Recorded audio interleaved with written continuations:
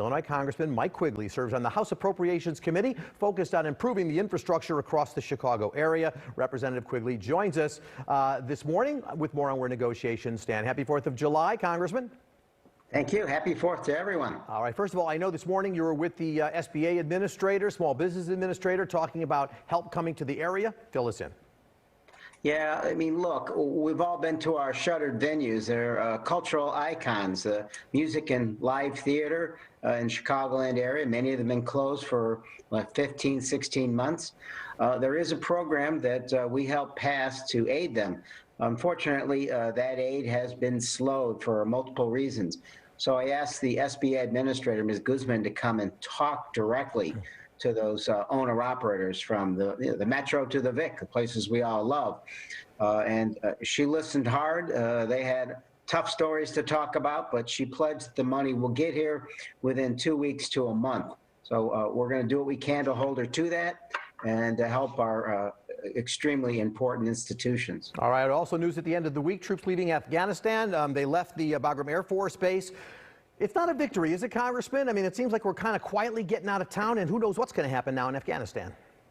Well, I have a pretty good idea that this isn't going to end well. One of the sad truths is this could have happened 5 years ago. This could have happened 5 years from now.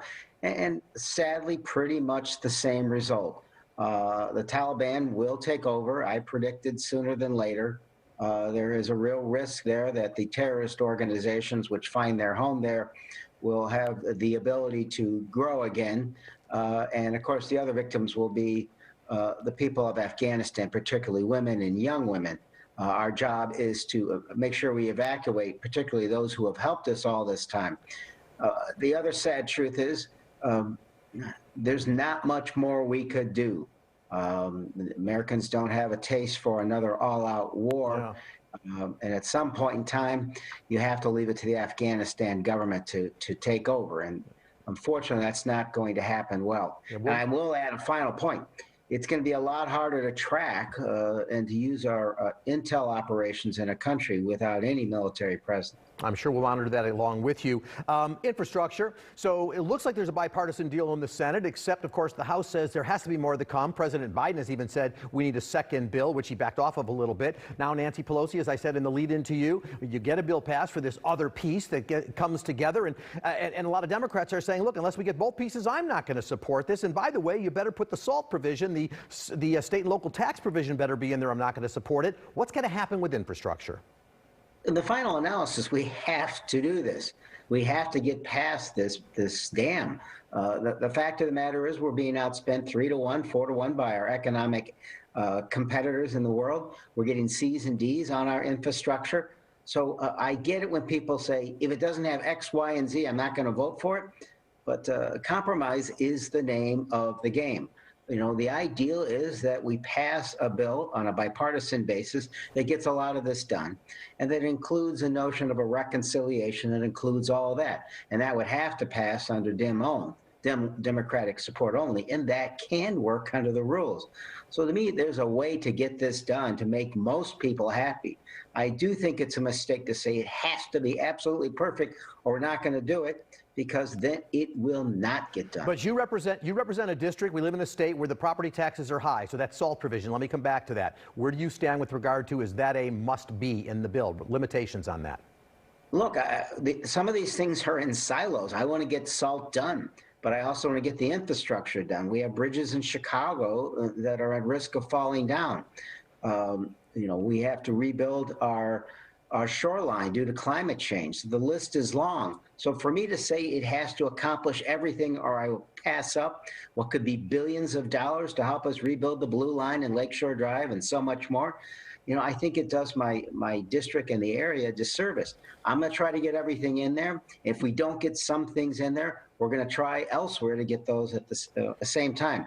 All I'm saying is, if I ask for absolute purity here, there's a real risk we get nothing. The January 6th committee's now been appointed. Speaker Pelosi puts Liz Cheney on it to be sure there's a Republican. We're not sure what Kevin McCarthy is going to do. How important are Republicans on there? And we know it's going to be called a witch hunt and everything else. What can be accomplished? What will be the purpose of it? You know, what we lost was an opportunity at the gold standard, which is a commission, such as the 9/11 Commission, which was viewed by the public as being fair and bipartisan, and it did a good job. And as a result of that, we are safer than we were prior to 9/11. We could do the same thing here. Unfortunately, the majority of Republicans voted against a security supplemental to keep our capital safe, the commission, and even this measure to have a select committee. And as you know, there are many that are denying that what you're seeing on your screen right now actually happened. And as you know all too well, I was in the room where a lot of this happened. Now, you're with us on air. That's right. And I do think that having a Republican on the commission, the committee is important. We have to show the American people we are trying every way we can. But clearly, the Speaker bent over backwards, agreeing to a 50-50 split on the commission, and the Republicans weren't willing to go forward. I think they're putting party over country and power over truth, and it's a sad day. We're almost out of time. I do want to ask, I know you met with Postmaster General Louis DeJoy this week. Am I going to get mail soon eventually? Look, things are getting a little better, but they've got to enhance their hiring as quickly as possible. They promised to bring on 700 additional workers in the Chicago area. They're only about halfway there. So I spoke to him one-on-one and made it clear that this service is not satisfactory. We're going to do what we have to do to get that done. All right, Congressman Mike Quigley, I'll send you a thank you note in the mail. Let me know if you get it. Thanks for your time. Have a great 4th of July. Thank you, sir. Thank you. Be safe, everyone. All right.